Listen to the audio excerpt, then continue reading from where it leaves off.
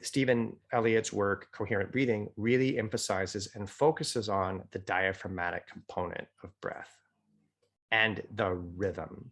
So we heard in here that the pendulum swing manifests in everything, this idea of flowing in, flowing out. So one of my favorite tools to work with is this idea of visualization of our breath as a pendulum. Breathe in, breathe out. Breathe in, breathe out.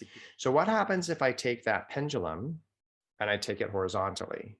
Breathe in, breathe out. Breathe in, breathe out. You know what this is? The diaphragm. In the pendulum, there may be an imperceptible moment where that energy redirects and goes the other way, but there's no stop to the pendulum. And the energy, the peak of energy in a pendulum swing is not at the end points. The peak is in the middle. If I think about energy, I have momentum, momentum, momentum, momentum, momentum, less, less, less, less, less, less, more, more, more, more, less, less, less, less. Okay, the rhythmic part of the breathing, rhythm, inhale and exhale. If this is my diaphragm, is there a place for me to hold my breath? I'm going to answer the question for you. I'm not holding my breath. Holding my breath would look like this.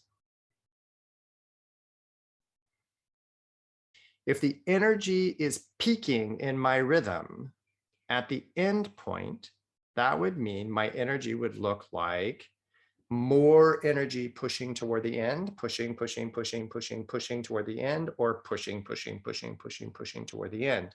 What would that look like in a breath? It might look like this.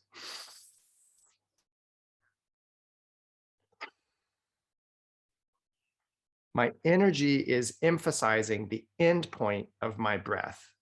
If I'm not emphasizing the end point, what might my breath look like? So when you've been watching me for months do this thing, is it all starting to kind of like something starting to form in your mind? Oh yeah, he keeps doing this. Yeah, it doesn't stop.